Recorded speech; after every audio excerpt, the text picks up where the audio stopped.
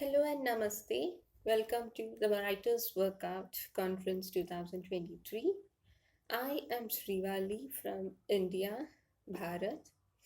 And before we begin with my presentation for the conference, I apologize in advance for my nasal tone. I've got a nasty cold for a week and you just have to bear with it. I'm sorry.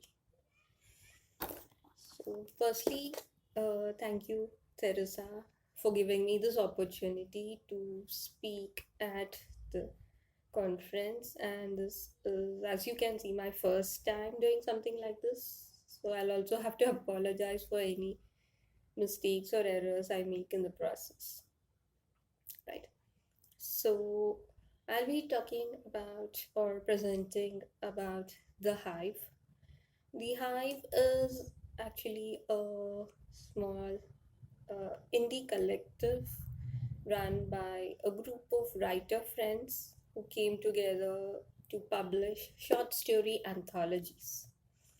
Our main aim with the Hive was to take short stories more into the market, to promote short story anthologies as opposed to novels, because everybody we came across, or majority of the writers, fellow writers, and others in our circle were more interested in novels, even though they were very good at writing short stories. The reason for this was because they didn't particularly find good opportunities to get their and short stories printed as a because publishers, or even when it came to author mills and vanity press, there were higher opportunities, you could say, for novels, full length works, rather than, say, for short stories. And multi author anthologies are another risk because each story is written by a different author, which means each the writing styles or the execution, the narration, everything and the collection is like way too different, too diverse to kind of create a cohesive output. This needs actually a lot of work, and that's what we at Hive thought we would do.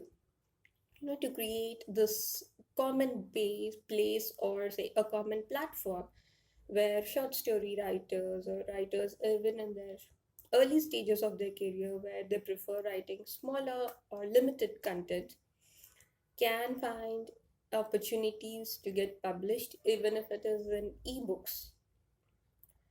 So, we did not start Hive straight away, like say to uh, accept, to accept submissions for different themes. We started it more as a personal venture.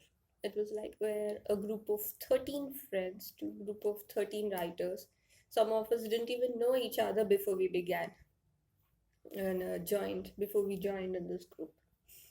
So we came together and we thought we would publish a book, a horror collection of all things, where we would each of us contribute one story, and then we would also have an overarching story which would say may or may not present our personal side.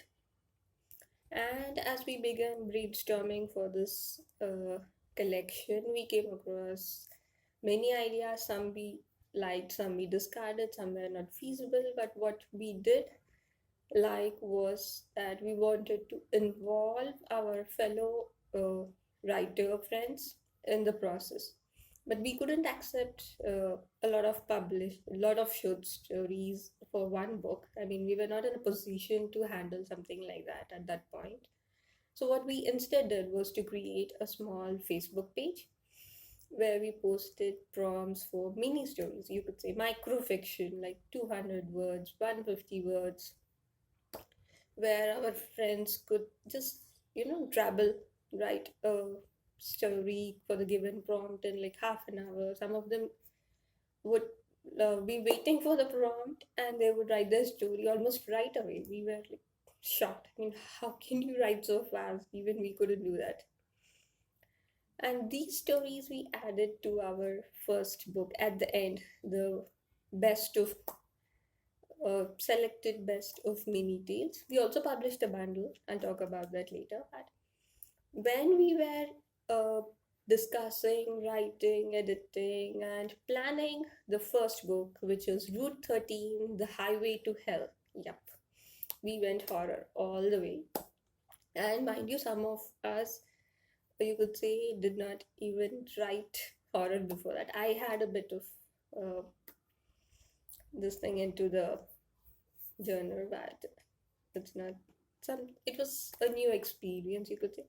So when we were discussing and planning, especially the editing at the editing stage, editing, compiling, bringing the stories together, we have realized there's actually a potential, good potential to take this forward to say accept more submissions in the coming books instead of simply say 13 of us always writing together. I mean, who else is gonna read it anyway if it's always us writing it?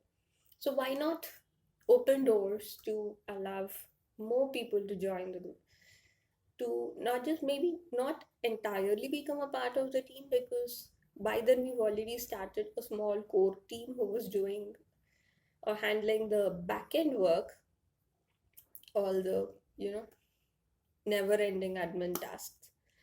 So we thought, well, if we could say bring in a few submissions from others, maybe friends, may not be friends, new people, it would, you know, give this opportunity for people to get published, not just on websites or which were already there in our writer cycle, but in an ebook that would go on Amazon.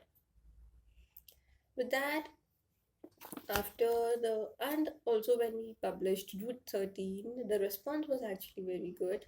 It was a first book. We worked like hell for it, and we released it on 30th March 2020, the Friday the 13th.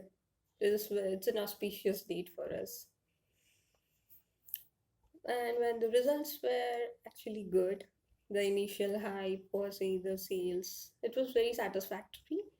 We went ahead with almost immediately, we went ahead with the call for submissions for the next book. We thought we'd go with a thriller the second time. And for this thriller, we wanted stories from others as well. Right? We already had a Hive group by then where we would have weekly posts, weekly winner contest, as I said, mini stories. And we would also interact with others. More people started joining the group. There was good engagement. And we also posted the call for submissions in a couple of other reader groups where we knew, uh, writers were also a part of it. And surprise, surprise, uh, the thriller anthology got almost 30 submissions, and we were shocked. We were shocked because, honestly, to be honest, at that point, we were not really expecting that level of submissions. We were still very new, still finding our own place in the market, and but it was also a challenge because we had to prove it to them and to others and to ourselves that yes, we were capable of doing something like this, capable of handling multiple stories written by people we do not know, and doing justice to the whole concept, to doing justice to their entries, doing justice to the quality standards we were still kind of, in fact, not already, we were still setting in place, and to the market position we were trying to achieve. Yep, we had very high ideals where, as it always happens when you begin in the initial stages. uh, and guess what, with the second book we worked very, not obviously we worked hard, but we could release it in just a few months. July 17th, the same year, 2020, our second anthology, Blood Runs Cold, a thriller, was released with 17 submissions. These, of course, had a few stories from the original Hive team, the core team was anyway working on it, and then we had external submissions. And at this point, I started, I think, setting more, particular submission standards, kind of starting to filter through the submission, saying, okay, we're not going to publish every story we get because we know that person or because we know that they happen to write well. We'll discuss that topic later again. But at this point, we were still a bit hesitant because it's hard to say no when a friend sends a story. But we also realized the only way we can stand out is if we do and say yes to only those submissions which we think suit the book and have the kind of quality we need to establish ourselves. The rest of them had to get a no, even if it hurt them and us. And then, of course, we also released another book the same year. It was like we were on a high that year in 2020 with 3 full length releases. We went after our horror and thriller. We had kind of mini complaints from friends who were like, you always go for dark stories. Why don't you do something that is light-hearted? Why don't you go for romance? Or why don't you go for something that is sweet and cute? Why do you want to always go for murders? And we like murders and ghosts. Can't help it. But still, we saw a good point in there that yes, people need something light-hearted, and it was a time when light stuff was necessary. So that's when we went for feel good stories for our next anthology. Almost immediately after we released the thriller book, we went for the feel good stories. In fact, we were kind of working on it in parallel. So we put a call for submissions for the feel good stories, and this was like next level. We had 97 submissions. We couldn't believe it. I mean, 30 was like, wow. But 97, imagine having to read all of it also, because, okay, that was also at that time when we did say, maybe we didn't, it's okay even if you did not follow the ad limit. So we got stories that went beyond the word limit as well. So having to read so many stories meant that was okay. We were all readers, so that was fine. But having to shortlist them to select only some stories, that was quite stressful.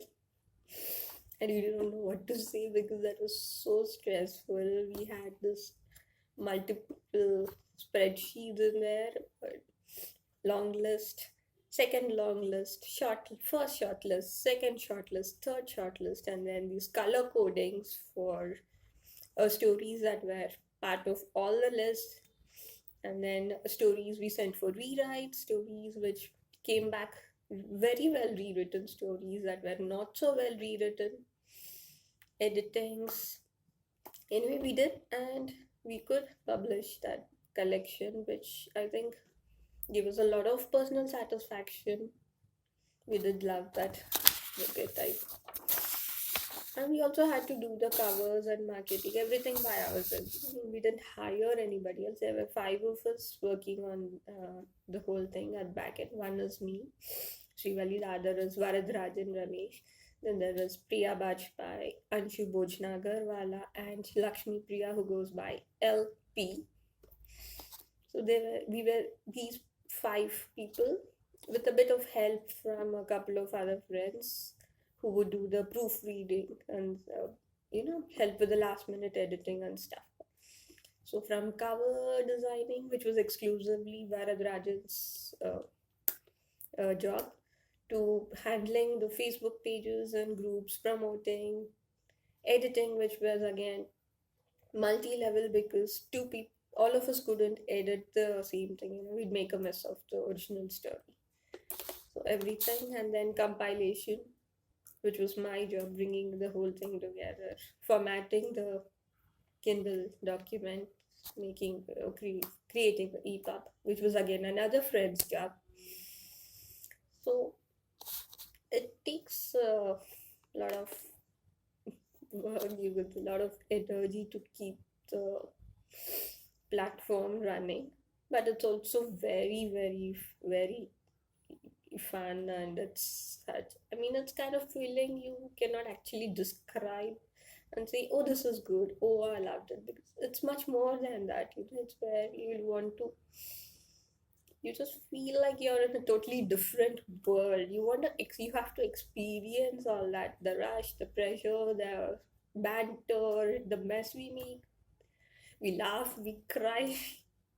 Literally, there were times we did cry because the formatting wouldn't work, or because the editing, the file we saved on the drive would not reflect the changes, especially when two people work on the same document. When it's on the drive, Google Docs goes on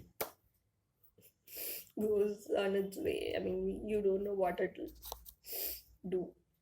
It doesn't save all the edits, so we had to, move on, download those files, and all of it. So, 1 second, please. Sorry, I had to take a small pause to sneeze. My cold. So, back to talking about the Hive.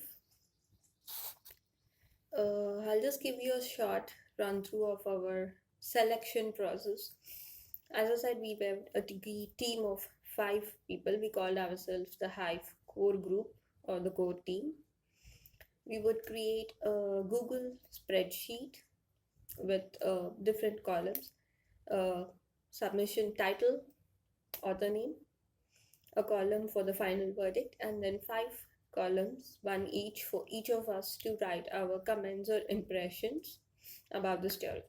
And whenever we got time, we went through the list submissions we got in the email, and we would update the details in the sheet so that we would keep track of who read what. And we didn't follow any particular order about for reading the stories. We just went depending on our mood and whenever we had time, and we updated. If a story got no from three of us, the verdict was usually no, unless the other two somehow managed to love it, in which case we would send for rewrites. That, I don't think that ever happened, because we tend to have our tastes kind of aligned, which also helped select stories for the anthologies. A lot of times we would get entries that would do well with a bit of rework. In this instance, we would say make a list of points for the writer to work on, and draft a mail and send them a mail with these pointers saying, we like the story, we like the premise, but these are the issues we find, if rectified, would make the story more suited for our anthology. And the writer would rework on them, send the story back, and then we would make our final decision.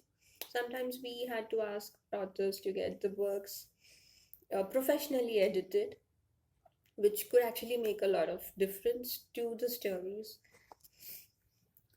Sometimes we just told them to rework it and leave it to us. We would do the final editing. Most of our shortlisting was done based on narration, execution, the POV chosen point of view. If the chosen point of view is accurate for the themes and the storyline and the plot the authors have chosen, and how they used the plot devices, if they used the tropes to the story's advantage, or if the story is too tropey or cliche, and then how they handled the subgenres, because we were essentially genre-based anthologies, like you say, horror, thriller. These stories need to have elements from the genres, but they can also have elements from other genres. So how did they mix up one or two genres? And that's how we kind of started to shortlist. We would long list our stories first, the submissions, and then work for the shortlist. One thing we did was to never set any upper limit except for one book, which was Trail 13. Trail 13 is also an horror anthology, but it was something more we thought was like a sequel or a part two of Route 13. So because Route 13 had 13 stories, Trail 13 had to have 13 stories. Except for these two books, none of the books had any upper limit. We always wanted to pick how many of our stories we could get. If the anthology would be just 10 stories, we were fine with it. If it to have 30 stories, we were fine with that also, which is why Tea with a Drop of Honey, the feel good anthology had 28 stories. We also set different word limits based on the genre. Like feel good stories had a limit of 3,000 words, 3,000 to 4,000, because you didn't need elaborate plot for it. Even slice of life stories would actually suit this genre. But horror and thriller need more words, so we set the upper limit to 5,000, and some stories, of course, went to 8,000. In fact, the core team, as such, we realized we have a habit of writing some pretty lengthy stories with intricate plots, so our stories went to 8,000 words. And there was a point of time when we did think we should give the same kind of freedom to the, writers who submit, and we removed the upper hard limit. We told them if the story needs a few extra words, say if your story is 3,000 words and you need another 500 to make it read seamless and cohesive, go ahead. It's okay, send it. We did that for a couple of submissions, but we had to revert our decision mainly because we realized that instead of letting writers create cohesive plots, we were actually getting stories that rambled a lot. Stories that should have been tightened, edited, removed, where the fillers have to be removed during the editing process were not removed. Because there was no upper limit, we got stories that rambled and were all over the place. Of course, some stories, not all of them, we do get. So when I say stories, I don't mean all stories. Some of them were all over the place and could have done with some very tight, good editing and tightening. We had to revert that decision and said, no, it's okay. You tighten your stories and send them. That's better. If we think this needs more content, we'll ask you to add more. Please don't add it, because honestly, there's literally no point in reading a 5,000 word story that could end and, in fact, read much better in 3,000 words. Uh, at this one point, there was another issue we debated about, which was whether or not to give feedback to submissions. Primarily, we realized we couldn't do it, mainly because we already had a lot on the plate, and with just five of us handling it, two of them already, in the editing, me managing something else, another friend managing something else, one working on the cover. There wasn't really and of course our personal lives, our careers, and everything, because this was not our main job. This was more of a side hustle for us, and we didn't even know if it was going to, pay us something for the effort we did it because we want to, and we couldn't set aside our professional and personal lives to focus on this 100%, which meant we had to say no to certain things, and that's where we thought we would say no to giving feedback to submissions we did not select. We thought maybe we could do, common rejection letters, but when we rejected that idea also. We didn't want. We would just put updates in our Facebook group saying, okay, we've sent contracts to the first list, we've sent contracts to the second list, and then we are closed. So all those people who did not get contracts, you're welcome to send your stories elsewhere. And of course, in the meantime, we did get messages and emails from authors, from writers asking about the status of their entries, or whether they could say, send it elsewhere. And we were truthful about it. If we knew the story was not likely to be a part of our anthology. We did not hold it. It's not fair for the authors. It's not fair for them. So we would just tell them, yes, please go ahead, send it elsewhere. Good luck. And of course, feedback was something we did not give, except there was one time when we did give short feedback uh, to certain authors saying, okay, these are the reasons we cannot accept your stories. And let's just say that did not go well because uh, there was a time when we were asked, like, who are you to decide the story? My story would not go into that anthology. My story would not suit. And we're like, okay, I mean, we are the ones who, edit. We are the ones who do all the work. It's our platform now. So obviously, we have the right to decide. But then, you see the point here. Uh, it's easy to hurt an author, and even we don't like hurting an author, but at the same time, you can't publish something that you don't think suits your collection. So we thought, okay, let's not give any feedback. We'll just tell them, okay, sorry, we're not able to publish your story in our collection at this point. And of course, there were certain entries which we realized would be better suited to our other, upcoming anthology. In which case, we told the author we would send them a mail saying, okay, we love your story, but we cannot have it in this one, but we're going to have it in our next book. So if you want to retain it, yes, please do send it again when we call we announce the call for submissions for the next book.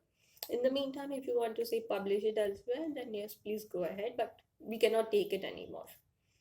We've actually had a couple of stories like that, which were sent for one uh, anthology, but which we published in the other because they were more suited to that. Right. In 2021, we finally went ahead and published our love stories or romance because everybody was like, come on, how is it that you cannot do an anthology about love stories or romance stories? You have to do it. So obviously, we planned the release for Valentine Day 2021. We called it the #love, and that had 20 stories, 5 from the core team, 15 from submissions.